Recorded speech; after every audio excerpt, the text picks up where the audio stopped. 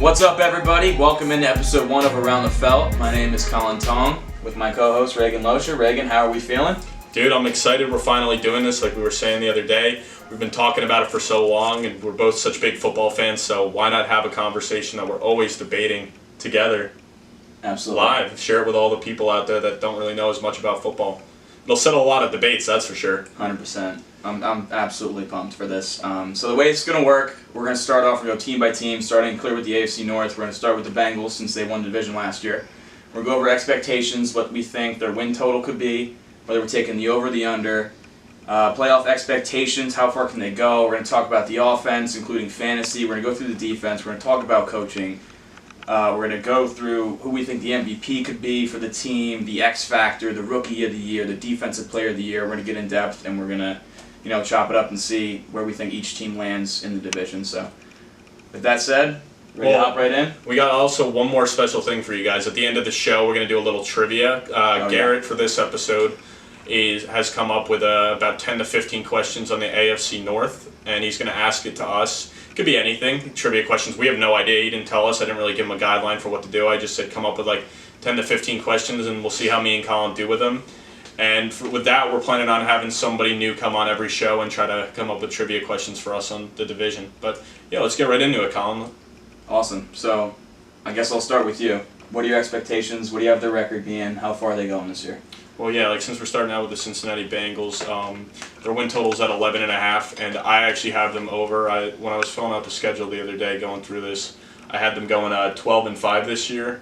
I mean, their schedule is interesting. I mean, I think even if Joe Burrow is to miss time, because obviously we all saw the video the other day, it was a non-contact injury. Everyone's like freaking out. Everyone's trying to be the Twitter doctor saying it's his knee. It turns out it was just like, it wasn't what everyone was saying, and he should be back soon. No Achilles, thank God. Yeah, exactly. So with that being said, even if he is to miss time, I mean, the beginning of their schedule is really not that bad. I mean, they're at Cleveland, they're at home against Baltimore. Like, those are two tough division games, but then it gets a little bit lighter. I mean, the Rams, we're really not expecting much out of them this year. Rams will be weird this year. The Titans are another team where we don't know where they're going to be at. It really depends on the health of Tannehill and where the franchise is, if they want to turn over to Will Levis or if they want to roll with I doubt they go Levis. Tannehill. And then we go to the Cardinals in Arizona. I mean, is Kyler back? Is it Colt McCoy? And in Seattle, it's another tough one. And they have a bye week. Yeah, so, I mean, right off the bat, those are 6 games. I can see them starting out 6-0 right off the bat. We're still 5 weeks out from them starting the season. He's going to sit out camp. It's a shame he's never had a full camp.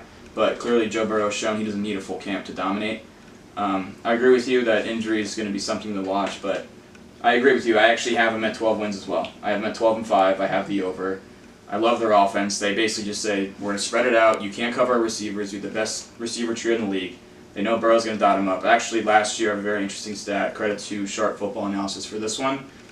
I don't know if you remember, they started off 1-3. They were slow, right? And everyone was playing them too high, like what they did to the Chiefs. And they actually shifted to a shotgun-heavy approach to beat this, and they spread them out. So instead of running play action, they just said, you can't stop our receivers, and Burrow just pieced them up. And since that point on, they ended up 12-4. Obviously, they missed the game with the Bills, but... Yeah, I mean, exactly. So, I mean, like you said, they have 3 of the best weapons in Jamar Chase, Tyler Boyd, and T. Higgins, so those are big weapons. They got Joe Mixon back on a team-friendly deal. While I got something to say about Mixon. Yeah, I mean, I'm not the biggest Mixon guy, and P. Ryan is a much bigger loss than a lot of people realize. I mean, he was better than Mixon last year, in my opinion. And I think that's going to hurt them because he was so good, in not only pass blocking, but as a receiver out of the backfield. So he was pretty dynamic on third down, and you saw him a lot in the playoffs getting more snaps than Mixon. So I think that's a big loss. But, I mean, they did go out and address the tackle position. They went out and got Orlando Brown, who's been a multi-time Pro Bowler. I mean, he was with Kansas City last year. And I mean, that fills a big hole for them. And he was a Raven originally, so he knows what it's like to block in the AFC North already, going against those guys like Myles Garrett and T.J. Watt. And, I mean, it's a tough division with a lot of good edge rushers. So. To that point, the offensive line last year finished 30th in pass block win rate. And that's with only using 6 starters all season. So they didn't have to tap into their depth. There weren't backups out there. It was their starting offensive line, and they were terrible protecting Joe Burrow. And they still put up points like that. He still dominated. Yeah. Which is the crazy thing. So you add Orlando Brown, hopefully more continuity amongst that line. I mean, they're definitely a playoff team. They're definitely winning double-digit games. 11.5 is a steep total. I get it. Same as the Chiefs, 11.5, which is, high praise. But I think they got it. Now on to Mixon, because I have a bone to pick with Mixon. He is a he is a much better fantasy back than he is a real life back. Well, yeah, and that's purely because of the system that he's in, because it's such a high volume attack, and he's playing against light boxes all the time. Yeah, I mean, it's pretty obvious. His yards per carry has always been low. It was 3.9 last year. Yeah. 2.61 after contact, which was 30th out of 32 qualifying backs. Yeah, and I mean, I think the only reason they stuck with him as long as they did was because he took a pay cut. They had to. Well, for this year, he took a pay cut. But I mean, last year he was under contract. I mean, if you're paying a running back that kind of money, you're going to stick with him. So I think that's kind of the whole reason they stuck with him for as long. And I mean, obviously, I think this team goes as far as Joe Burrow said, as we were talking before. So if we're getting into the MVP conversation for the team, I think it's got to be Burrow. Joe Burrow. It is Burrow. I mean, I don't know. As we were just talking about, we can lean right into this. The X factor. I know you have Orlando Brown, correct?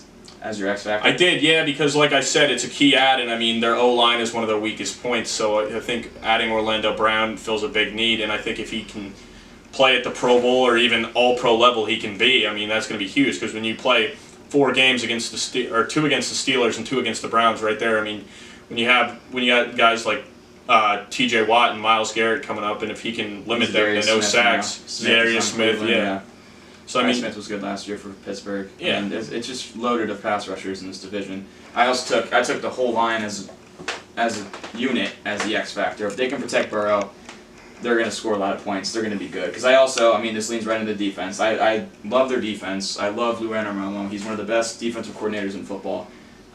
He's basically given the whole league the blueprint on how to stop the Chiefs. Yeah. He does not blitz Mahomes. That's the last thing you want to do is blitz Mahomes, because he's going to beat you. He's going to get off script. He's going to get outside the pocket. He's either going to run, or he's going to find an open receiver, or he's just going to hit you right away, right where it hurts. You can see the blitz and pick it up. The way to beat Mahomes is to drop in coverage and make him hold the ball and look around, and try to let 3 or 4 rushers get there. And that's why they've had the most success at trying to stop him. Granted, they lost him last year, but the Bengals and Chiefs is going to be a fun rivalry to see. I hope we see it again this year. Yeah, I mean, we'll see. The AFC is getting a lot stronger, but I think the Bengals, I mean, they returned pretty much the same team. I like Zach Taylor as a coach. I don't know how you feel about him, but I feel like I like Taylor. He's definitely he made proven adjustments he belongs last in year. the league. And usually those guys, I mean, he comes from the Sean McVay coaching tree, and he's kind of proven that he belongs in the league. Obviously, they struggled when he first got there, but he got his quarterback, and once he healed up and they were able to put the proper weapons around him, it's showing that, like, he's a good coach, and when he has the right players for his system, it's working out well, so... Before we go defense, I want to talk fantasy. Who are you targeting? Who are you staying away from, if anybody, in this offense? Well, from a fantasy perspective, I mean, I genuinely think Jamar Chase could be the number 1 fantasy wide receiver. If Absolutely. As long as Burrow's healthy and he's healthy, I mean, the sky's the limit for that duo. But I think Chase alone, his touchdown upside has always been super high, and usually the biggest thing with him for fantasy is he just can't play all 17. So yeah. I mean, if he plays all 17, there's really no reason he can't. And like we were saying, they have T. Higgins and Tyler Boyd, so it's not like, oh, we'll just take Jamar Chase out of the game and let those guys beat you. Like, T. Higgins is a wide receiver number 1 on a lot of teams, yeah, and Tyler Boyd's absolutely. a wide receiver 2 on a lot of teams. Boyd. And they still, Joe Mixon hasn't been super productive, but I mean, he's still no slouch at the running back. I mean, he can burn you, and then if Joe Mixon's starting to burn you, you can't be doubling, tripling Chase. So I mean, I'm targeting him. Honestly, as early as pick number 2. I mean, and you can make a case for pick number 1. Like, I genuinely think he could be the top fantasy guy. So that's kind of the guy I really want on the Bengals. The rest of them, like, if the value's there, I'll take him. Burrow, I'm not a big believer in him for fantasy at where his ADP is, and Mixon, I mean, like we said, he's good for fantasy, but still, he's not the running back I'm targeting. T. Higgins I'm fine with, but I would never pair T. Higgins and Chase together. No, so. you can't do it. What about you? Who's the kind of the guy in the Bengals? I think we're in the same boat. I mean, Mixon, like you said, he's a good fantasy back. At least he was last year. He's going to, I think, his age 28 season now. I think he was RB11 last year in PPR, which, like, on paper, you're like, oh, he's an RB1. But if you take out that 55-point barrage when he scored 5 touchdowns in that one game, I mean, he's definitely farther down, and they make him take a pay cut. But then again, P-Ryan's gone, so there's no one proven behind him. So he's going to get a lot of touches. I agree, Chase. One thing last year, since they toned down the passing game a bit with the too high, his targets went up to 11.2 per game as compared to 7.5 as a rookie. So as a rookie, he was more explosive, more longer passes, but he was getting more targets and more catches for PPR last year, which was nice. And he's been wide receiver 5 and wide receiver 4 in per game scoring through his first 2 seasons. Credit to Sharp Football Analysis for those. Yeah, honestly, I'll just drop that now. If you guys are football nerds like me and Reagan, like, check out Sharp Football Analysis, Warren Sharp. Their material is awesome. A lot of in-depth stats like that. I get their preseason book every year, chapter on each team. A lot of in-depth stuff. It's phenomenal. So if you got free time, you're itching for the season to start like we are. That's why I hate August. I'm like, after July, I'm good. Yeah, fantasy drafts are starting up. August sucks. I'm like, just give me the You're September getting all the training football camps, season. and for me as a Jet fan, I mean, we're going to have Hard Knocks, Hall of Fame games, so I'm going to be getting a little more spoiled than you are as a Giants fan. But Yeah, I mean, that's true. season can't come soon enough. So let's talk defense. Kind of helps with the draft class as well because their first few picks were all defensive players. Defense is good. Trey Hendrickson is a beast. He was 4th among edge rushers in pass rush win rate last year, despite only playing 61% of the snaps, and he was 14th in overall pressure. So that output should only go up. I think he's good. They got a really good interior. I like B.J. Hill, former Giant. DJ Reader is one of the best run defenders. Sam Hubbard is one of the best run defenders on the edge. Their linebacker core is a little shaky. I mean, Jermaine Pratt's all right, but the secondary is really where they'll make their money, and if they'll be a good team, I think defensively, because losing Jesse Bates and Von Bell is a lot to lose back there. But you can't forget about their biggest player on defense, Trey Hendrickson. Yeah. I mean, Did you say him? Yeah, I said Oh, him. I'm sorry. That Well, was the first still. guy I said. Hey, my bad.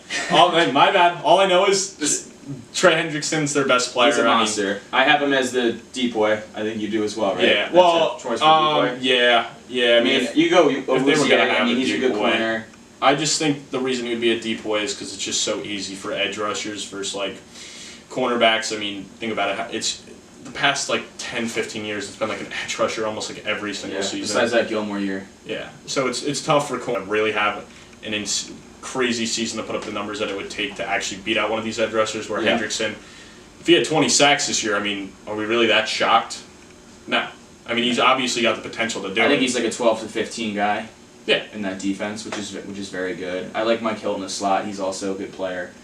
Can Dax Hill, the first round pick last year out of Michigan, and Jordan Battle, the 3rd round pick out of Alabama this year, who we also both have as our rookie of the year for the Bengals, over a guy like who they take in the first?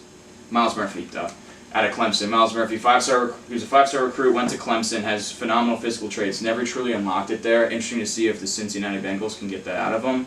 DJ Turner, the corner out of Michigan, he kind of flew up draft boards after the combine. He ran a blazing 40, but he doesn't really have good ball skills per se. So I think Jordan Battle is going to be thrown into a big role early. Well, my whole thing for Battle over Murphy was like the whole thing of being thrown in the role early. We think Battle's going to end up winning the starting job. Yeah. Versus Murphy. Yeah, Murphy's got to. Odds are he's going to be rotating in with the 2nd unit, 3rd unit. Like he'll get snaps, but like we saw with the Jets last year with Jermaine Johnson, a guy who was drafted in the 1st round, but he ended up coming in the 2nd, 3rd unit of the rotation, so he never had enough time on the field where he's getting like 40, 50% of snaps, if that, to really put together a good profile to get one rookie of the year. Because, I mean, honestly, sorry, Garrett just knocked over a bottle.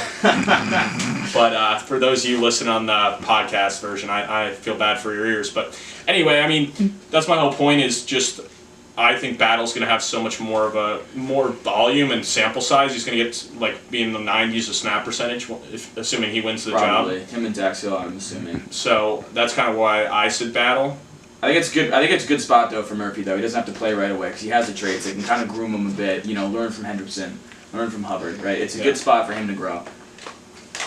So that kind of goes over the defensive outlook there. I mean, anything else you really want to cover on this? I mean, is there any guy you're kind of looking at and saying like, hey, I think they could be a first-time All-Pro, first or second? I mean, like I said, my X factor's been Orlando Brown. Shockingly, he's never been an All-Pro. Yeah, he's been a Pro Bowler 4 years in a row, so I'm just going to go with him. He got the money. I like that. And he's a Pro Bowler 4 times, so I mean, you got to think he's got to be getting close to that at least second-team All-Pro. Absolutely. And I think blocking for a guy like Burrow will really show his potential if he's able to protect him and let him put up crazy numbers. I'm going to agree with that.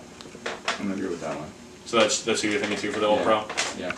All right. I mean, honestly, I don't really have much else to say about the Bengals. We're good. We covered them. We're both in agreement. They're going to be 12-win team, top of the division, playoff team, score a lot of points. I mean, it's a good team. They're going to be top of the AFC for a long time. So as long as Burrow stays healthy, it's a Super Bowl favorite. I mean, outside of Kansas City, they're probably number 2 in my books to win the Super Bowl. Yeah. So. Or Philly. With that being said, well, yeah, Philly, but I should have said more so out of the AFC, yeah, outside of Kansas City. They're my second team to come out of the AFC. So, segueing with that, we'll hop right into the Ravens, who came in second last year. Oh, I'm sorry. No, wait, yeah, they did. Yeah. Baltimore, they won 10-7 last year. 10-7, yeah. So, Baltimore. You are very high on Baltimore this year. Yeah, I've been looking forward to this one, buddy. This is where we're going to disagree a little bit. I'm not so high on them. And crazy. For me, I had them statted out at, shockingly enough, 8 and 9. Now, why is that? I think not only is the AFC better, but this whole division is better. Here's my reason. It's not that the Ravens are a bad team. It's just a lot of the reasons that you're going to be hyping them up is based off the fact of what Lamar was. And what Lamar has shown us in the past 2 years is that he cannot stay healthy. Okay. Yes, they had Huntley. And yes, he was able to game manage, and they were able to squeak by the defensive play. But I don't think that's going to work now with Deshaun Watson coming into a second year in the Cleveland system, with Kenny Pickett in year 2. I don't know. Here we go. To me, let's talk down Lamar and talk up Kenny Pickett and Deshaun Watson. Look, it's not that I'm talking. The main reason I'm talking down Lamar is because of the fact he just cannot stay healthy. Okay, but when he is healthy, they're 45-15 when he starts, which is the best record in the league besides Mahomes. And 11 of those 15 losses were one-score games. They don't get blown out. They play good football. They have a phenomenal offensive line. If Lamar Jackson is healthy, this is a 12-win team. I got him 12-5. It's actually my favorite bet that I've taken so far this year in my futures is over 9.5. I think it's just a lock. I think it's an absolute lock. Well, if you're over, I'm under, because I said they're getting 8 wins, buddy. Yeah, I can't believe you're under. They have a top 5 offensive line. They were 6th in pass block win rate last year, 1st in run block win rate.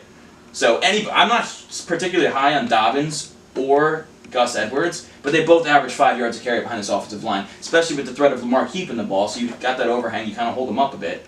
And now you finally give them some receivers. I know you might not be high. I know Odell's got to come back and be healthy. I know oh, gosh, here comes the Giants over. OBJ, no, we dude, love him. I'm not that Oh, my high. God, dude. Odell, he's a wide receiver. Kid watched him when he was like 14 make one-handed catch and is in love He's with better than Devin Duvernay, okay? He's better than DeMarcus Robinson, and so is Zay Flowers. I'm not high on Bateman either. I mean, he only played 6 games last year, but it's the best that he's had. He still has Andrews. I like Isaiah Likely a lot. When Andrews was out last year, Likely stepped in. I will say, I do like Isaiah Likely a lot. If you have Andrews in fantasy, get Isaiah Likely to be your backup, because that way, if Andrews ever gets hurt, Likely plugs in, and he scored double-digit points. I'm likely to do that. That's terrible. Now, I think we're clearly, we're off here. They have a top offensive line. Their receivers are the best Lamar's ever had. I like their new offensive coordinator in Monken from Georgia. I think they're going to change up the scheme. I don't know. I'm just pretty high on this. Lamar got his money.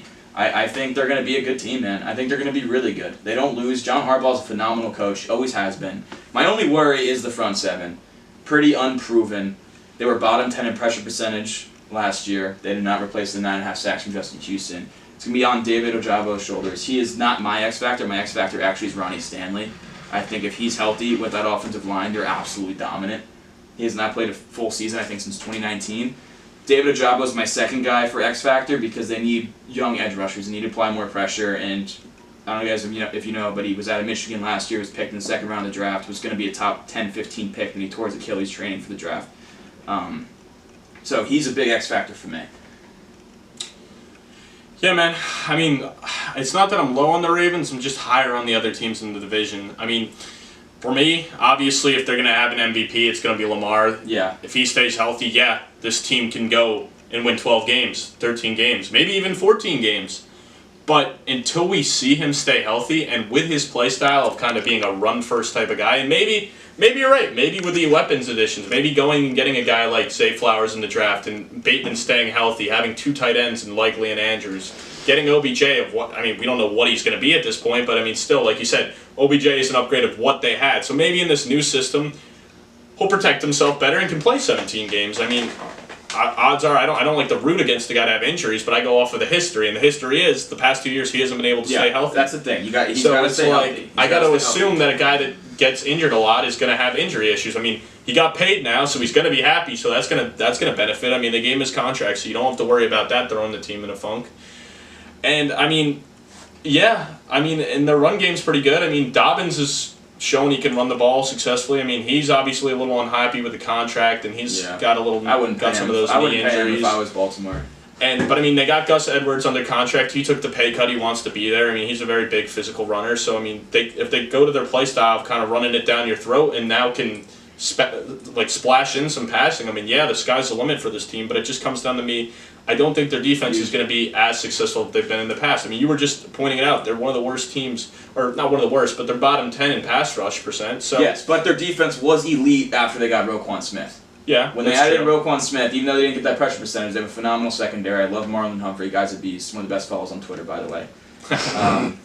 Kyle Hamilton, they kind of moved him from a safety role to kind of a slot corner role halfway through the season. He's 6'4", so he was absolutely dominant. He was a chess piece. And yes, they like drafted him. He might have to play more over top though this year because they lost Chuck Clark. I like Marcus Williams. To the Jets, safety. Chuck Clark, who's out for the year, unfortunately. But I love the secondary. I love Roquan Smith. When Roquan got there, Patrick Queen played better, who I'm not really particularly high on, but they kind of drafted his replacement this year in Trenton Simpson. I think Patrick Queen's gone after this year, but I still love the defense. I still love the coaching. This is the best offense Lamar has had around him, and he's won MVP before.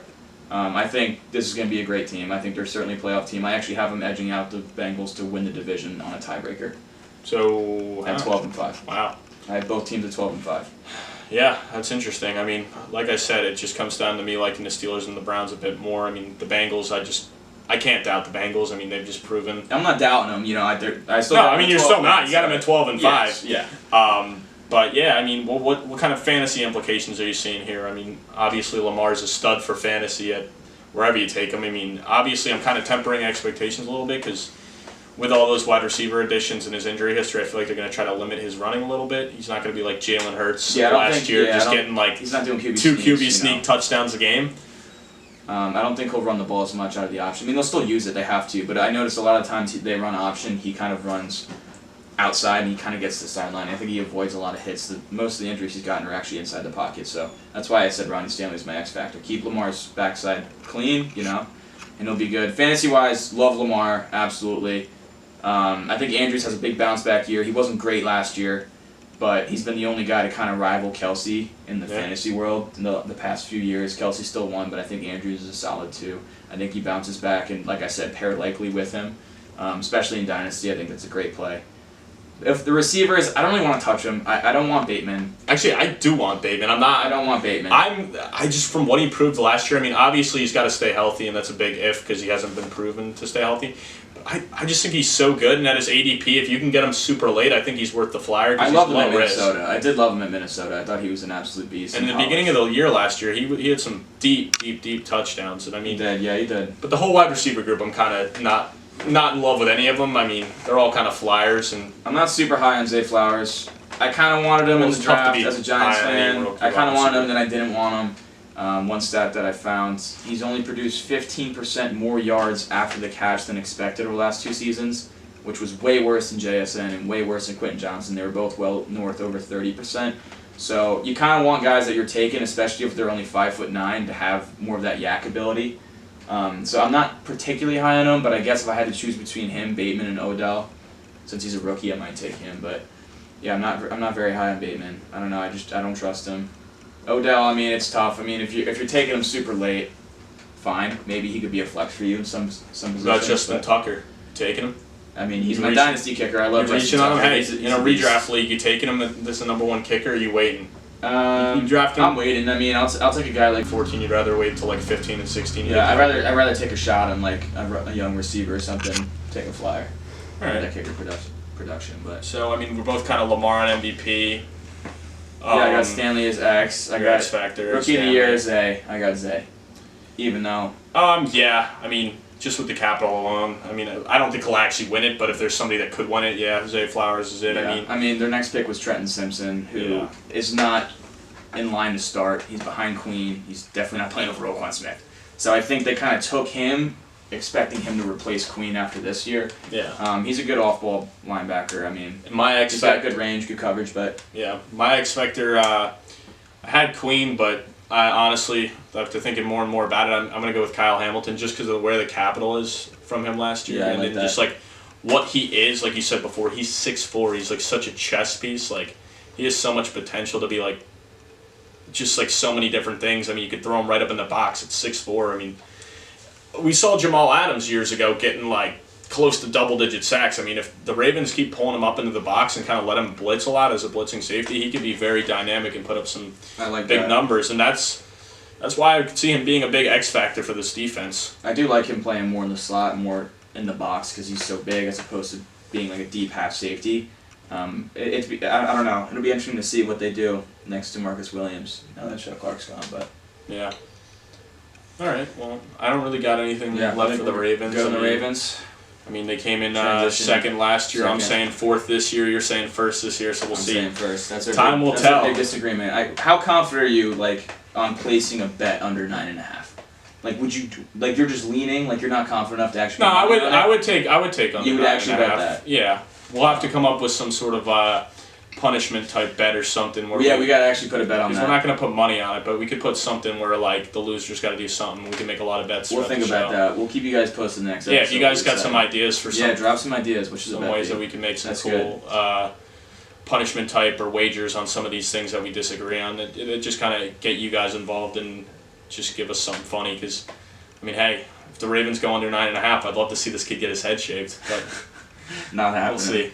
I'd love to see you golf in a dress. Shout out Coco. Yeah, shout out Coco for that. I give him credit.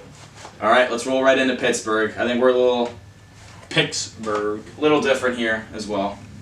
Yeah, I mean, I'm pretty high on them. I actually have them finishing second in the division at 10-7. We're not too far off. I got 9-8. I got 9-8. I don't trust.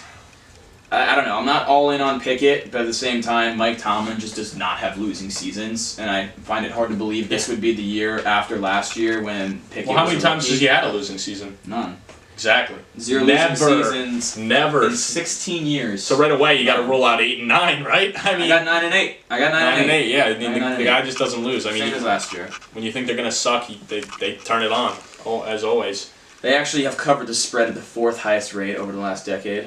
That's interesting. And they have 30 wins. 30 wins over the last 3 seasons, which trails only the Chiefs and the Bills in the AFC. Wow. I mean, honestly, like. That surprises me. I mean, yeah, I know they had the year where they started out 11 or 12-0, whatever it was. Yeah, that was a fluky year. That was a fluky year because then they got waxed by the Browns in the first round. But still, I mean, yeah, you just think of that year right there and you're like, oh shit, they really did have the 3rd most wins in the past 3 years. So you're high on Pickett. Yeah, I am. I just think Michael Tomlin, just like his system's great. He doesn't lose. So I think like another year in the offense. I mean, Pickett showed a lot of flashes. I remember as a Jet fan just watching him play in that first game. Like, yeah, he had some dumb interceptions, but I mean, he was bringing him back into the game. I mean, to me, like when you see a rookie quarterback thrown into the spot like that and he's able to lead a team to almost winning, they didn't win, but you're able to lead a team and start to bring a comeback on. I mean, it shows something that like, hey, he's got that dog in him. I really think he does. He's definitely a gamer. The one thing I'll say, I'm not super high on him. 7 touchdowns, 9 picks last year. He is a gamer though. He's one of those guys who does stuff that doesn't really go in the stat sheet. So I do appreciate that. I'm not particularly high on him, on his arm talent, but I can see where you're coming from, and I think he's like a very good Mike Tomlin quarterback. Well, I'm looking like most quarterbacks do. A lot of quarterbacks aren't great in rookie year. They all can't have rookie seasons like Justin Herbert. I mean, I'm kind of more looking for a good second-year jump. I'm not saying he has to have crazy numbers because I do think their defense is good enough to carry him. I do think Najee Harris being healthy is going to take on like 300 carries. I'm not. We'll get See, there. I'm big on him because I think he's going to come back, and I think he's going to take a lot of the weight off of Pickens' shoulders. And I mean, and on top of that, Pickett, the quarterback, has a guy he's going to be thrown to in George Pickens. I got another thing. Year number 2. I mean, Deontay Johnson's shown to be a good safety blanket in the slot. I mean, the guy, yeah, he has his drop issues, but at the end of the day, he's a great safety blanket. He's a guy that could put up 100 catches every season. Can I throw a little nugget in there at you? No. Deontay Johnson had 147 targets last year without a touchdown, which is an NFL record. Well, so we got to assume he's going to score this year, right? Yeah. Right. He's got his drop issues. He's very good. Whatever his touchdown line is, we might have to check that out. He's very good underneath. Like working under the defense. So that's what I'm saying. He's a great safety blanket for Kenny Pickett. I mean, a young quarterback needs a guy like Deontay Johnson. He does have poor yak though. He's not very good after the catch. He's a possession receiver underneath. So like PPR, I can see where he's going to have some value. I personally don't really want to invest in him. I know you mentioned Pickens. He's the guy that's got to take a big jump for this team. Yes, I love Pickens. We all see the acrobatic catches in practice, the one-handed catches. He's a beast. I mean, you see he handed the ball to Joey Porter Jr. after. I mean, I'm surprised I didn't start a full-out war, but he actually ran 221 go routes last year, which was the most in the NFL by a long shot. I would love to see them open up his route tree more. Like, can he run more than just go routes? Right? Does he have the quickness and the route running ability to run those intermediate routes and get more targets, so he's more valuable in PPR instead of just catching 30 to 40 to 50 yard bombs all the time? Yeah. He's a great red zone threat. I love him. He's got that dog in him. But I want to see him get more targets. And don't forget, he's definitely one of the top run blocking wide receivers out there. He is. I mean, those videos of him putting DBs on their You don't see a lot of wide receivers pancaking guys, but he's one of those guys that pancakes guys. So I will credit that too. He's awesome in the run game, and I think you can set up a lot of screens with him too. Yes, where he's the lead blocker. But yeah, I mean, for me, I think Pickett can have that next step with Pickens, because honestly, like Deontay Johnson, yeah, he might be their wide receiver 1 on paper, but let's be honest, he's a wide receiver 2 to 3 on most teams. I mean, yeah. Realistically, I think he's just a Tyler Boyd who gets more targets. I mean, they're slot guys, they're safety blankets. If Pickens doesn't take that next step, and Deontay Johnson's their number 1 target, that's not good. I mean, Freiermuth could at the tight end. I mean, he's shown a lot of flashes. He could end up being their number 1 target too. Because I mean, in the Mike Tomlin system, we saw Heath Miller and Ben Roethlisberger light it up for years. I was going to say Heath Miller. He reminds me of a Heath Miller. He'll never be like a Travis Kelce type player, but he's a good, solid security blanket. I like him. Yeah. I want to go back to Najee, just because you brought up Big Ben. I am not a big Najee guy. Yeah, he gets a lot of volume, but he's not explosive. Poor yards per carry. He hasn't eclipsed 4 yards per carry in either of his 2 seasons. Granted, the offensive line in front of him wasn't always great. No. But he's like the bottom back in the league in carries of 10 plus more yards. And last year, we saw him kind of fall off a cliff a little bit, fantasy-wise, because he didn't have nearly as many receptions. Now, his rookie year, that's when Big Ben was there and his arm was falling off and he would just throw a ton of checkdowns to Najee, so he's a PPR beast. Yeah. I don't know if Pickett's going to get him that many receptions. I don't know if we'll ever reach that total again. I will say they did bolster the offensive line. I like the Broderick Jones pick. I mean, everyone that studies the draft and knows teams knew that they were going to target a tackle in the first round. Well, that's my thing. That's what I was about to say. 2 huge reasons for Najee having a good year: getting Broderick Jones, becoming healthy. Yes. I mean, you got to remember, he was playing injured last year. He was. Yes, he had the foot injury. They also got Isaac Samoa from Philly to play left guard, which is also huge. Broderick Jones, he might not be that much of an upgrade in pass pro as a rookie because it's hard for tackles to transition and, block Myles Garrett, TJ Watt out the gate, right? It's difficult, but he was an absolute mauler at UGA. I was watching him a lot in the game against TCU in the championship, and he was just an absolute brick wall. No one could get by him. He was running people over. I'm actually high on Broderick Jones. It was funny they jumped your Jets to get him, even though the Jets didn't want him anyways. Yeah. I thought that was interesting, but I think that's definitely good. I actually have some stats on their offensive line from last year. Credit Sharp again. Last year, of 64 offensive tackles, their left tackle, Dan Moore, and right tackle, Okafor, was 61st and 64th, according to PFF. That is terrible. Jeez. Awful. So it's good that they got Broderick Jones. That was their biggest weakness. They had no left tackle. Their center was pretty good. He actually was bad the year before, but last year Mason Cole was actually pretty solid. Both guards were good. James Daniels, Kevin Dawson, both top 20 in pass block win rate. I think this is a good team. Mike Tomlin has shown he doesn't have losing seasons. They're going to be, I think they're an 8 to 10 win team. Probably, I lean more towards 10 than 8. I got them at 10. I understand that. I have 9, but yeah, 8.5 is a very sketchy win total. I don't know. Also, you got to remember, dude, their defense is so good. It is good. Mika Fitzpatrick's they're good at all levels. Levels. They have the 8th easiest schedule in the league as well, according to Vegas forecasted win totals. I mean, like you said, Fitzpatrick. I mean, one of the best safeties out there. He is. They got Cam Hayward still out there. I mean, he's still a beast. He is a beast. Highsmith was a beast last year. Highsmith had, I think, 14.5 sacks last year. TJ Watt. I mean, TJ Watt's back after the.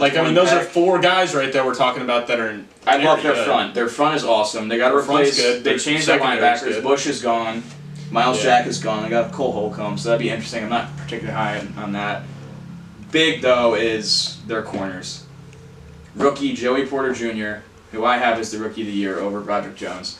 he'll be very big for him. He's looked good in camp. Obviously, we all saw that clip of Pickens mossing him, but like that was still phenomenal coverage. I liked him at Penn State. He was better last year than he was in 2021 at Penn State.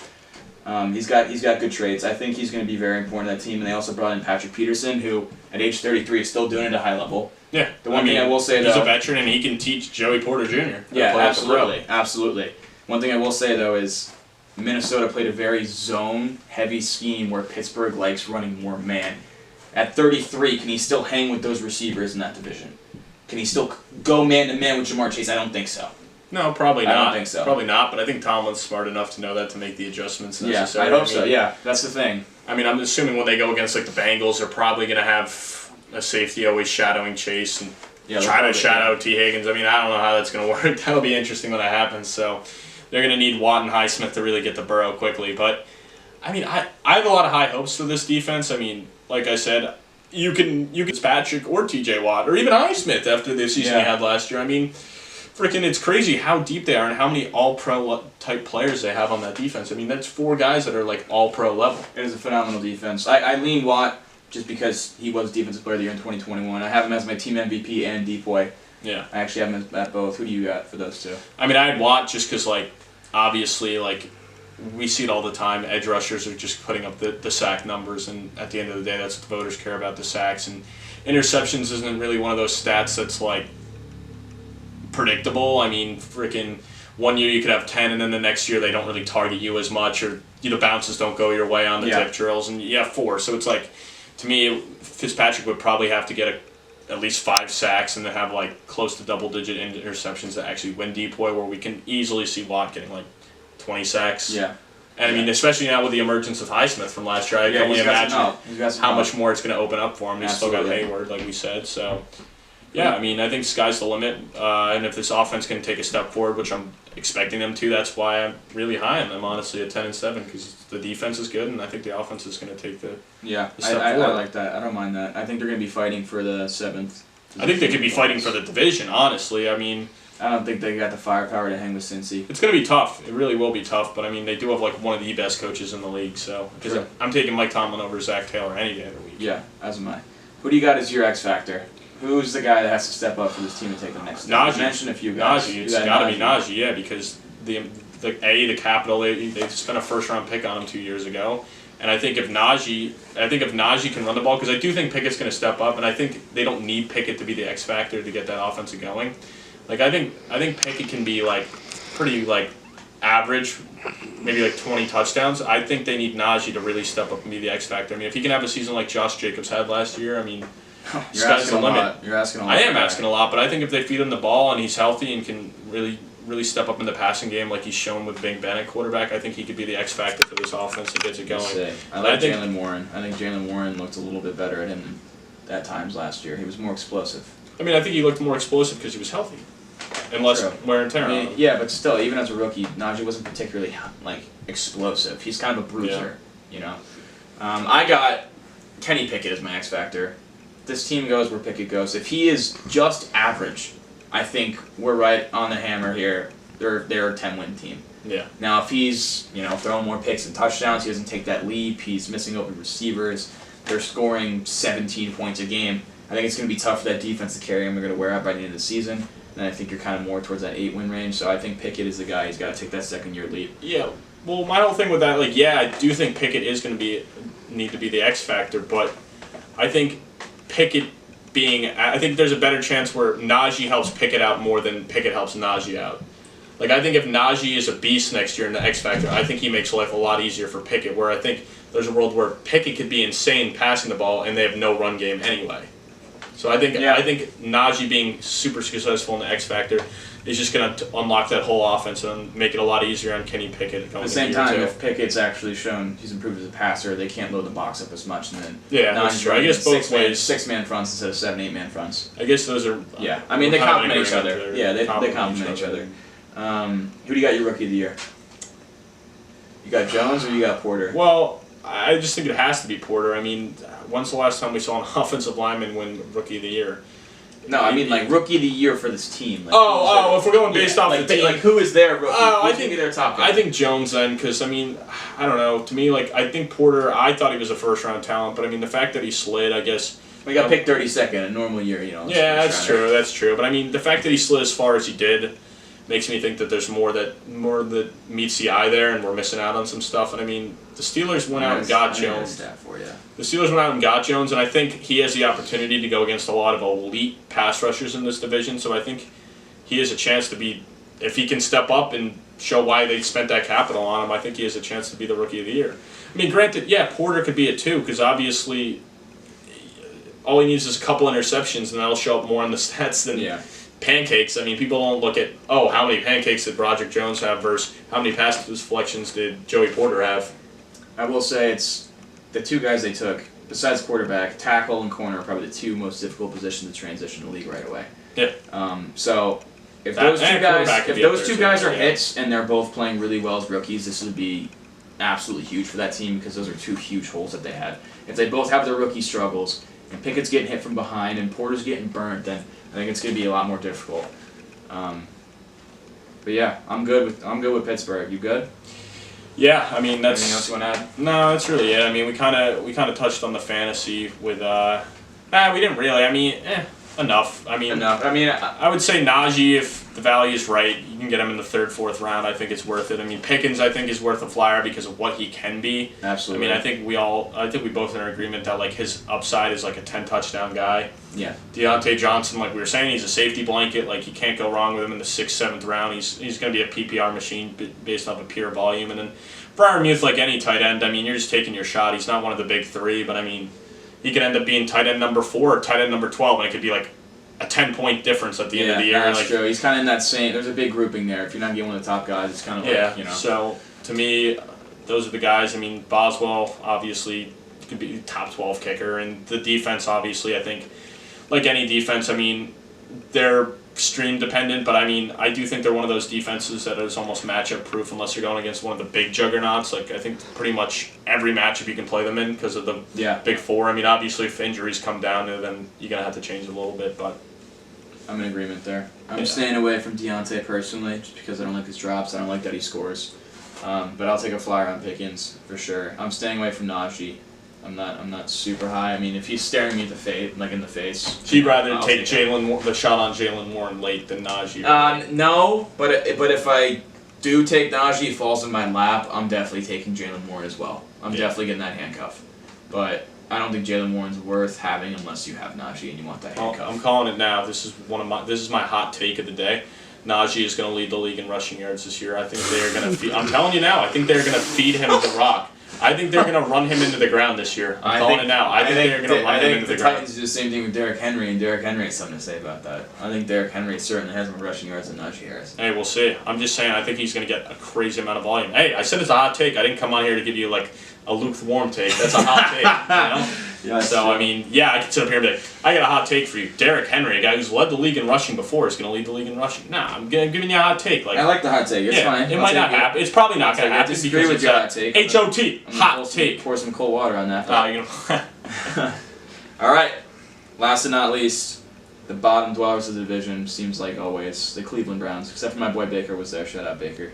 Well, not after this year. They ain't the bottom dwellers. Well, kind of. They're going to finish 8 and 9, but they're just going to have the tiebreaker over the Ravens. I do have them 8 and 9, I believe, as well. Oh wow! Look at that. We agree on something. 8 and 9 for the dude. Browns. Wow. It only took us 40 minutes into the podcast to agree on something. The Browns. They got a big game on Thursday. Who do you think's winning that? My Jets or the Cleveland Browns? I mean, Hall of Fame game. Or well, actually, when you guys are listening to it, we got a big game tonight. I'm going to go, this dropping Thursday. I'm going to go with the Browns on that because I think Zach Wilson's going to throw 2 picks and they're going to lose. Actually, Zach Wilson's been getting trained by Aaron Rodgers, so I think he probably lights it up on prime time. Hey, we're not in the AFC East yet. We're not talking about your Jets, okay? Let's hold off on that. Yeah, I mean, at the end of the day, if you're gambling on that preseason game, I mean, you might be a little bit of a degenerate, but I'm not. Maybe I'll take the under. I don't know. And maybe I'll take Zach Wilson over 3,000 passing yards. All right. But jokes aside, all right, let's get into this breakdown. I mean, they finished last in the division last year. I mean, they did face a very difficult schedule. 7-10. We both say, hey, they got Deshaun Watson for a full year. Give him one more win. That's what we're both saying here. Yeah, we'll give them one more win. They did play a tough schedule last year. They play a lot of difficult defenses, especially down the stretch when Watson got plugged in. This year they have middle of the pack, 16th ranked schedule based on forecasted Vegas win totals. I just think they're the Browns. The Browns are going to beat the Browns. And although they're very talented on paper, and I like their defense, I love their offensive line. It's absolutely dominant. Nick Chubb is dominant. I like their weapons. If they don't do it this year, they are screwed. This is the year. I mean, after what they gave, after the contract they gave Watson and Yes, what they gave up for him, exactly. I mean, They gave up so gotta much be pay. this year. His cap hit after this year, it's $19 million this year, right? So that's why they could pay Amari Cooper $20 million. They got Garrett on for a lot of money, right? They could pay Denzel Ward. It jumps to $64 million next year, Must be nice. and it's at that level 3 years in a row. You're paying Watson $64 million. Oh, that's some good money. Good for you, Deshaun.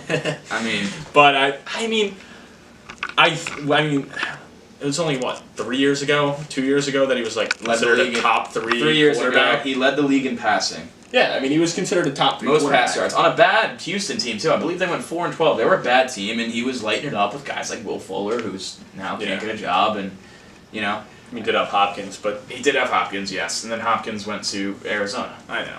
But still, I mean, I think the weapons are good. I mean, he's got Amari Cooper. They went out and traded for Elijah Moore. Who I like Cooper. I like Moore too. I think Moore is going to be very good in the slot there. I think him and Deshaun Watson have a good connection. Well, he showed a lot of flashes his rookie year. I mean, Yeah, Jets he was a very good player, just not the best system. He didn't fit in well with the new system. So I think he'll fit in well. He's a nice safety blanket in the slot, but I mean he's also showing flat, like he can play on the outside too, Elijah Moore. And I think the fact that they went out and gave up what the capital they did to get him shows. Second rounder, yeah. Yeah, I mean that's a lot of capital for a guy. I mean, Yes, granted absolutely. he had a good enough rookie year to like warrant that, but still, they went out and said we needed wide receiver 2, and they went out and did it. So I think that's going to help Watson a lot. Absolutely. And, I like Donovan Peoples-Jones as well. I think he was a 5. Actually, It was 5-star at Michigan. I used to watch his high school highlights when I was in high school, and I just always followed him. He was a 5-star, absolute big receiver. He's a monster. Went to Michigan.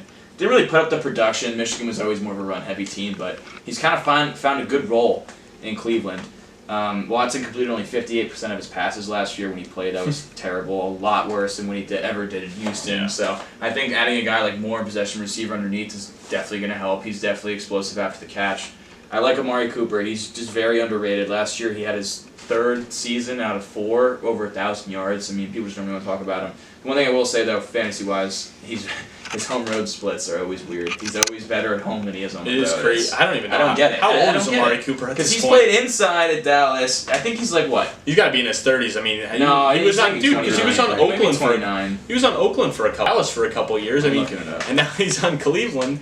I mean, I honestly do not know how old this guy is. I mean, he can be. He's 29. I was right. He's 29. He feels yeah. like it seems like at this point he's I know. like He's got a lot of 35. wear. He's been in the league so He's got a lot of long. wear, but he's still a solid receiver. Yeah, I mean, He's still obviously good. he can explode any game. I like- we've seen I like- him for fantasy alone put up like 40, 50-point games at times because he's just like one of those guys that can explode and he can also get you 0 points. I mean, he loves doing his ghost act at times. I like their weapons, and they added Cedric Tillman in the draft. Yeah. 3rd round out of Tennessee. Well, they didn't have much capital this year. Oh no, maybe it was What's 4th round. 4th round out of Tennessee. Yeah, they did not have the capital. No, it was 3rd. You were right. Yeah, it was 3rd. Okay. Yeah. He was good at Tennessee. He battled injury last year. Yeah. The year before, he was much better, and he actually was like the #1 receiver in the SEC at beating man covered. I thought that was an interesting stat that I saw in the Sharp book.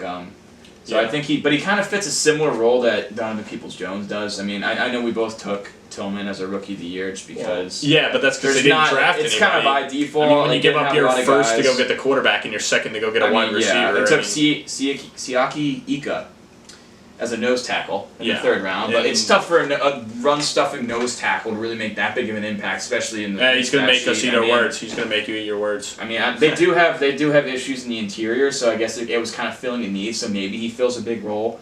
But if like one of those receivers goes down, I can see Tillman stepping in and actually having a significant role. And they also took DeJuan Jones, who's a tackle from Ohio State. He's an absolute monster. I believe he's 6'8", like 360, 370 pounds.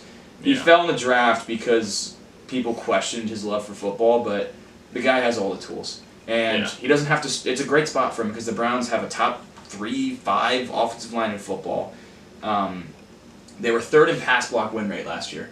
even with having injuries. So well, their I mean, line, it yeah, shows their depth. line is very Yeah, good, so and I think they would have had a better season if they didn't have Jacoby Brissett at quarterback. Yeah, absolutely, absolutely, and their line's still dominant. It's a great spot for DeJuan Jones. Get him around some guys that have been there for a while, that have been all pros, and he could potentially be the right tackle or left tackle of the future for them. So, but he's really not going to play this year. So that's why we took Tillman as rookie. I do think there is a path for Tillman. There's a path. At the end of the day, like, we're saying Donovan's Peoples-Jones is ahead of him. I mean, like, yeah, he's shown flashes, but it's not like he's pretty like good last year. No, he is pretty good, but I mean, at the end of the day, like, Cedric Tillman could be that much better. It's not like he's he could be. And I mean, even Elijah Moore, like, he's changing but teams. Moore's still in the slot. He's still more of a slot guy, where Tillman's more of a big body on the outside. No, I know, and I mean, injuries will happen too. I mean, we don't know what kind of injuries, but I mean, Tillman probably is the best path out of the guys they drafted to actually have an impact. And like you said, I mean, I really do like that stat you brought up with the man-to-man. So I mean, we'll see what happens. He's a bigger wide receiver, and he could have some even fantasy value if they throw it up to him in the red zone.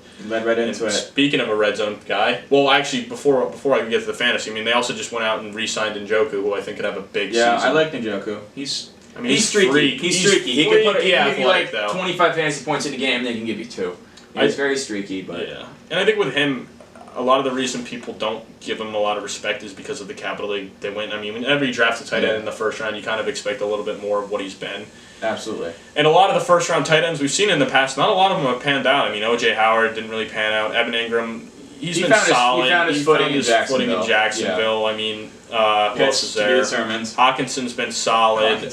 Pitts, I mean, like you said, to be determined. So, I don't know. Most tight ends don't really like pan out to be Travis Kelce or Mark Andrews, George Kittle, and all those guys weren't first-round picks. First-round picks. It's kind of funny, but I mean, I do think Njoku's very athletic and should have a good season. We haven't even touched on Nick Chubb yet. Yeah, save the best for last. Probably the team MVP. Over 5 yards per carry for the 5th consecutive season last year. And he'll probably do it again, because I mean, now that Kareem Hunt's gone, I mean, it's just how many more carries he's going to get. He had over 1,000 yards last year after contact. Wow. And I mean, imagine. Which is saying something, because you want to be like, oh, he runs behind a phenomenal offensive line. Yes, that's true. But over 1,000 yards after contact, right? So it's not like there's gaping holes and he's running straight through them. Yeah, that happens. He's getting hit. He's getting hit. He's running through arm tackles. He's running through linebackers. He's shaking off DBs on the second level. He's an absolute freak. Love him. Fantasy-wise, absolutely love him. It's just a shame that he's not very PPR heavy. Well, he could be, though. He could be. Kareem Hunt's gone. Hunt's gone. That's the thing. Like, this is Chubb's best path to putting up maybe his best fantasy season ever, because behind him is Jerome Ford, who was a rookie last year out of Cincinnati that kind of just acted as a kick returner. So, who's taking touches from him? No. I mean, they kind of waned. They're already paying him, so I think we're kind of seeing that trend with the running backs, that once they get paid, they're just going to run them into the ground because they want to get their money's worth. So absolutely. Yeah, I mean, obviously if he can't catch the ball and it's not working out, yeah, it won't happen. But I mean, this is by far the best pass he's ever had for a top fantasy finish. I mean, he could end the season as the running back 1, and honestly, that's with him maybe not even getting that much receiving work. He's that good of a running back. Yeah, I mean, I wouldn't be surprised if he runs for 1,800 yards and he leads the league in rushing. Yeah, I mean, he easily could. Easily could. I got him and Henry. Those are my 2 that I think, and Saquon. What I will say, though, is getting into the head coach thing, I think Stefanski's on the hot seat. I think if they have a losing record, he's gone. I mean, they made the playoffs with Baker, and then, Baker kind of got scapegoated. They got rid of him. Okay, they invested so much money in Watson, so much draft capital. Here he is, right? You have that offensive line. We got you weapons. You got Chubb. And he's an offensive coach. Yep. If this offense doesn't flow this year, they can't get rid of Watson, so they're going to get rid of Stefanski. And they went 7-10 last year, but the whole excuse is we didn't have Watson the whole year. Okay. Yeah. But if you don't have a winning record this year, and I think even if they go like 9-8 and miss the playoffs, I think he's still gone. I think you need 10 wins. Playoffs or bust. I think you need 10 wins. Yeah. It depends. If they get in at 9-8, he's set. I think it's playoffs or bust. I don't think you get in 9-8 in the AFC though. Probably not. Yeah, you're probably right. NFC probably. I don't think AFC. Yeah, you're right. Okay. Well, either way, Stefanski, playoffs or bust. Whoa. Tongue got caught there. But Stefanski, playoffs are bust at this point, and we'll kind of see how it goes. And for fantasy, like we were saying, Chubb's a beast. I mean, Watson, I'm not. I mean, you can take a flyer on him. I think he's a You can take a flyer on it, but I also wouldn't take him as my QB1 and plug him in and be super confident. I think you need another option there. And if you are, that probably means you just punted the whole quarterback position. Yeah, absolutely. I think Cooper obviously has value. I think he's a sleeper, man. I think he's not getting picked very high. I think if you could take Cooper as your wide receiver 2, you're pretty happy with that, especially if you expect Watson to get back to close to what he was in Houston. I think Cooper can have a really good year. I also, good dart throw would be Elijah Moore. I think you agree on that. It's good. Yeah, I mean, he was pretty. He was like I think, and this is not. I'm paraphrasing here. I think his rookie year, from weeks like 9 to 13, he was the #1 fantasy wide receiver. Yeah, he had a couple months. He had like a 4 or 5 game span, and that's probably why the Browns went out and gave up a 2nd-round pick for him, where he was dominating. So he has the potential to dominate. So, and I think Njoku, like we were saying before with Freiermuth, he's kind of one of those guys that falls in between the top 5 to 12 tight ends. You're trying to just take a dart throw there. I mean, he's not going to end up in the Kelsey Andrews range, but it could be a tight end 1 at startable asset every week, so it's kind of one of those dart throws, hoping for a touchdown or 2 every week. I'm not investing in Njoku personally, but I understand it, and I think if you have Njoku again, you need to have another guy, another option. Yeah. All right, let's dip into the defense. Yeah, real quick. That's a must. I like their front 7. Yeah, well, Myles Garrett is debatable the best. Debatable. It's him and Bosa in my eyes. Those are top 2. You can TJ go Watt's there too. Yeah, and then I think TJ Watt and Micah Parsons are. Yeah. I think that's the top 4. Yeah. I love Garrett. They lost Clowney, but they did get Zadarius Smith. So, I mean, and Clowney's I think he's overrated on it. He's good against. He never really produced the sack numbers, but he was good against the run. He did kind of push the pocket. I just think what he did can be picked up by Zadarius Smith. Like, I don't think it was that big of a loss. Like, for what you filled it with. Like, I think Smith's better personally. Yeah, I think Smith's better as well. They also added Dalvin Tomlinson, former Giant, former Viking. He's very good in the interior, great run stuffer. Yeah, great. They struggled at stopping the run last year, so I thought that was a good addition for them. He also had career-high 10 quarterback hits last year in just 13 games. Wow. So that's a good thing. It's a lot, especially from a D-tackle, nose tackle guy. I mean, we all know Denzel Ward. He was a little inconsistent last year, a little shaky, but I'm still very high on Ward. Yeah, I mean, that's what I said with Ward. I said he's the guy that potentially become an All-Pro this year. I mean, obviously there's a lot of good corners in the AFC, but I mean, I think Denzel Ward's right up there with him, and I think he could easily become an All-Pro or at least a second-team All-Pro this year.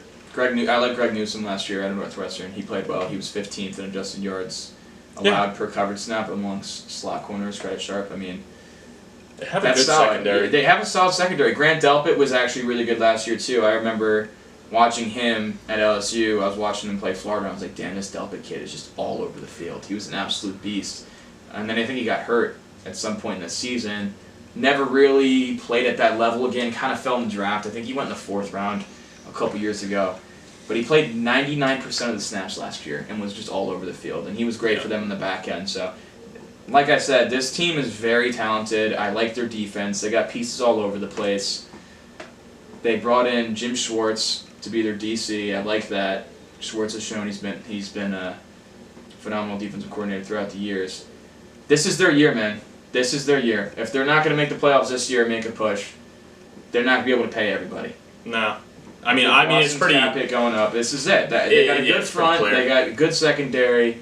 They got a phenomenal offensive line, a great running game, arguably the best running game in the entire league. They got weapons. It's on Watson. They really aren't. They're in such a bad spot. Like, they have the talent, but they're in such a bad spot. And the AFC's so loaded that they're in such a good conference, and they're in just such a bad spot because they're like all in now, and it's tough to be like, hey, this is our all in year.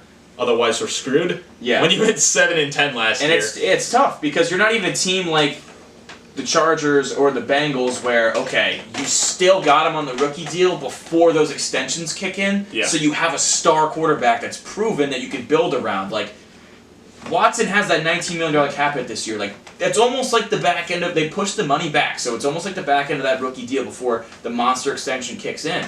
Except Watson isn't proven like Burrow. He isn't proven like Allen. He isn't proven like Herbert, so it's just tough. I'm not sold on this team. I see the talent. This is the year. If not, we could see the Browns being absolutely terrible and having no cap space and having no draft capital, and they're going to go back down a terrible spiral.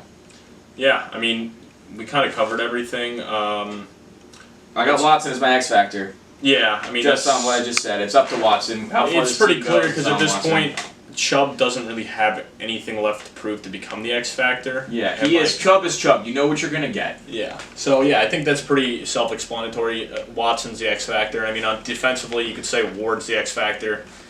I mean, you know what you're getting with Myles Garrett. Garrett's You know a deep Dalvin candidate. Tomlinson. Like you know what you're going to get in him, and like Zadarius Smith's not going to be the X factor on that team. So I'd say Denzel Ward at this point is the X factor. Like you need him to step up. I mean, at the end of the day, what they Yeah, Denzel was picked for it. So Ohio I mean, State. you need him to be the X factor and come out there and get. I'm not saying like I said before, interceptions aren't one of those stats that really prove how good a corner is, but you need him to be up there and like close to 20 pass deflections and at least coming down with a couple picks, maybe even getting a couple sacks. You really need him to step up and play like an all-pro. I mean, if this is truly their winner-go-home year, they need guys like Ward and Watson to really step up. Absolutely.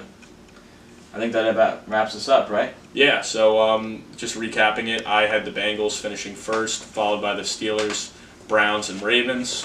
And I had Ravens 12-5, tiebreaker over the Bengals at 12-5. Steelers 9-8, Browns 8-9. Solid division, one of the best in football, arguably. And I gave my hot take of Najee leading the league in rushing yards. If you got one hot take, it could be for any of the teams in this division, any player. Let's see. Well, I guess my hot take is the Ravens winning the division. If I had to say, I'm going to go Lamar MVP. I think he can Lamar win this MVP, year. wow. If he stays healthy, I think he can have a better year than what he did in 2019. Oh, you got Garrett over there. He was like, No, I love facts. that. Garrett loves that. There you go. So Thanks, G. It's my maybe guy. you'll get some You guys other got guys any in. hot takes? Anything you want to say about this division? Drop in the comments. Please let us know. We really appreciate everything. We would definitely love to hear your hot Love takes. to hear your hot takes. And also let us know about our bet. The Ravens over under 9.5. Let us know what the bet should be. Yeah, because that's definitely an interesting one. All right, so for our final segment of the show, like I was saying earlier, we're going to do a little AFC North trivia. We have Garrett on this episode. I asked him to come up with some questions doing without this? telling us. So the way I was thinking we were going to run this is he's going to take turns asking us questions. So whole direct. Wait, what if we just ask both of us? I mean, and we we can kind of give it like a little, little We buzz. can either do it Yeah, like first. that, or he can ask one, and then if the other one, if you get it wrong, then the other one has a chance to steal it. Let's see. How many questions did do you come that. up with? There's about 10 or 12, I think. 10 or 12. So I think we'll take turns answering questions, and if the other one gets it wrong, Okay. we'll have the opportunity to steal it. And then we'll see how this works. I mean, I think this is good to really test our AFC North knowledge. So without further ado, we got Garrett. Sean, you want to What do you got, show G? him? All right, question number 1. Who is this one for? We'll start with Colin. You can ask Colin I'll start first. with Colin. Who holds the record for the most passing yards in a single season In the AFC North? out of all the AFC North teams? Ben Roethlisberger. That is correct. Yeah. Wow. Do you know how many yards? I'm Over, under? gonna go 46.50. I'm taking over. It's 5,100. Wow, you threw for over 5K, huh? Yeah. Wow. 2018. Oh, yeah, actually, that was the year that they were. Was that the year they were? No, that was not the fluke year. That was Antonio Brown and Bell were still there Oh at yeah, that that point. was AB. That was like AB and AB. All right. yeah. We went off the rocker. This question's for Reagan. Which AFC North team has the most MVP award winners? 25% chance here, brother. That is true. I'll probably have to go with the Ravens because I know Lamar's won it and Joe Flacco's won it. That is correct. Wait, did Joe Flacco win It was just Lamar. He won Super Bowl MVP. I know he won Super Bowl MVP. It was just Lamar, 2019 MVP. Wow. Yeah, he was Super Bowl MVP. Wait, nobody in the Browns. That's actually. Apparently not. Wow, that's a good You might have trivia to question. fact check That is a that good deeper, one. but I didn't Well, see I that. guarantee no one. No. I mean, I don't know. Maybe some of the Browns did way back, like Jim Brown. Wow, I was Maybe way thinking back Jim in the Brown, day. but Maybe apparently Jim not. Brown. No, I mean that's I think crazy. the only running back to ever win it was LT. That's crazy. So apparently, if you guys didn't hear that, No, Adrian Peterson won it. That's who I meant to say. but AP. apparently that question was who has the most MVPs in the history of their franchise out of the 4 teams, and the Ravens won it with Lamar Jackson being the only MVP. So that means the double down? Steelers, Double crown it. Steelers, Browns, Another one? and Bengals all have never had an MVP. Wow. And on top of that, Colin's calling for the double crown, so he's saying that Lamar is going to make it 2 for the Ravens. I am. But yeah, I calling was it. wrong. Joe Lamar Flacco, MVP. like the on-staff Ravens fan Sean said, did win the Super Bowl MVP. But Yeah. hey, I was right. So 1-1. 1-1. All right, G. What do you got? Alright, this goes back to Colin. Which AFC North team has the most division titles in history? Steelers. Okay. You are correct. 24 division titles for the Steelers. God, I'm getting all the Steelers questions. Garrett, All right, this one gets talk a little louder when you ask Yeah, it, this one gets a little bit harder for Reagan. or I'll just like. Can you name the out of all the North teams, the top 3 receiving yards leaders all time? The top 3. The top 3 of all teams. All the teams, I mean, top like 3. total receiving yards. Total career yards. Wait. Not in a season, total career. Total career. Wait, I'm yards. just saying the 3 guys to lead the AFC North. Top 3 all time. All time. Of the Um, 4 teams, the top 3 okay. receivers all time. I would probably say Antonio Brown's got to be 1. He's 1. Yeah. I would say Chad Ochocinco is probably 2. He's 2. That's good. And I would say number 3 would probably Those are 2 be. in my mind. Hold on. Goes to Colin if you get it wrong. It's like Family Feud. I can steal. Oh man. I guess Hines Ward at 3. That is correct. Wow. Ward. That was good, man. That was good. Tip the cap. Yeah. Tip the cap, It was AB with 11,200 yards, Chad Ocho with 10.5 thousand yards, and Hines Ward with 9,500 yards. Shout out to Hines Ward, just great Jets coach right there. man. All right, 2-2. Back to Colin. All right, this is a question from last season. Which player from the AFC North led the division in tackles? Wow. Oh, man. Now my question is, does Roquan count because he only played half the season in the AFC North? No, that wouldn't. I don't think he factors in. Does that not factor in? I'm going to tell you now it's not Roquan. So. Yeah, I wouldn't. Yeah, I would okay. say that probably wouldn't factor in because technically they got to be in the AFC the tackles. But I'm not going to count that as your guess. Let's see. Oh, man. Got him. Yeah, this one's tough, bro. I mean, Roquan's the best linebacker. Is it Cole Holcomb? He's not. Dude, I don't know. It's I'm Reagan. going to go with Patrick Queen. He's not. Who was it? Who is it? You want to take one more shot, Colin? Nah. Patrick Queen was second. Oh! I knew he was up there. 'cause I'll give you the team. He was the Bengals linebacker, wasn't Yeah, it was Logan Wilson with 83. Oh my he? god. I had a feeling it was a Bengal, but I was like, you know what, I'm going to go with Patrick Queen. It's, like, it's definitely not I was like, I probably thought it wasn't a Steeler because I'm like, they let both of them go. Yeah. All right, You know? this next question will be for both of you. No, it's for me. Well, this is more of like I guess you could take the first stab at it. It's a guess this player. Okay. From the AFC North, this player had 830 receiving yards and 3 touchdowns last year. Tyler Boyd. Nope. George Pickens. Nope. Reagan? You want to keep going until one of us gets it? Yeah. Take a stab, Reagan. Wait, so it was 830. Oh, I know it. It was 830 830. yards, 3 touchdowns. I know it. Receiving yards, that is.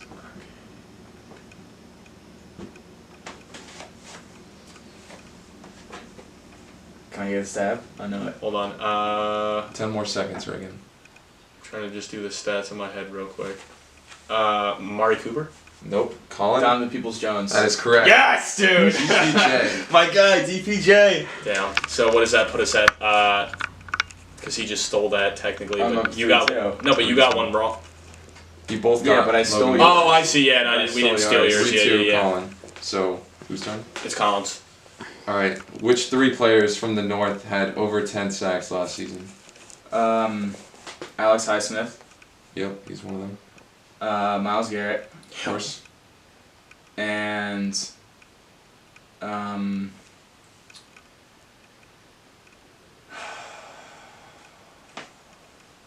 I don't Hendrickson? That is No, wrong. he didn't have as many snaps. Wow. Giving this to Reagan for the last guy. Man. I mean, Watt didn't play enough last year. I think he tore his pec Honestly. before he was close enough. Cam Hayward. That's I correct. was gonna say Hayward. Boom! Between Hayward and Ten Boom! sacks. Damn it! All right. All right, 3-3. Ball in my corner. Sorry, bud. We were gonna between those two. Alright, Sorry. whose turn? Mine. Alright. What year did Ravens draft Hall of Famer Ray Lewis? And in which round?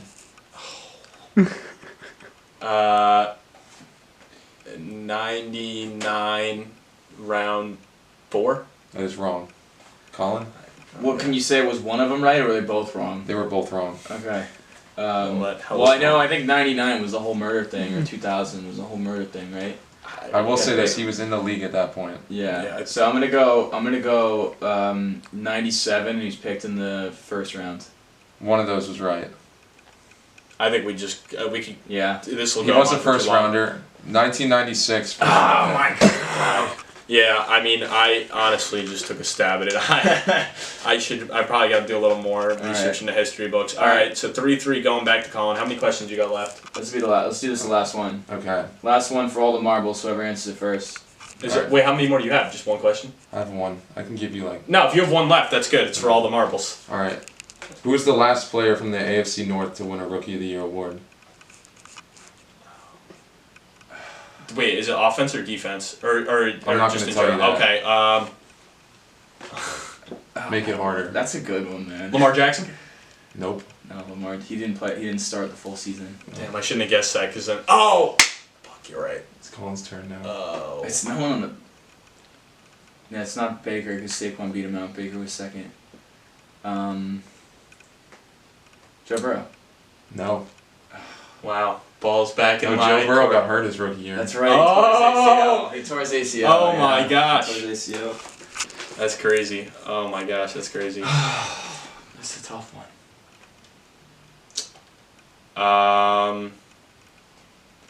I feel like it could be a defensive guy. I kind of feel like it's defense too. Oh, Myles Garrett. You're not up. Hey. Wait, we're full. What's All right. Denzel Ward. Nope. Oh God. Dude, think more. Nick Chubb. Think more recent.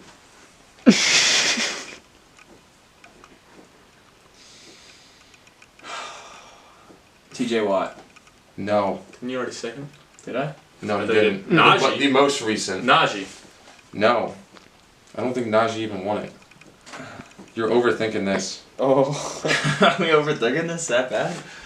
I'm pretty sure I know. You want to say it? If you know it, say it. Chase?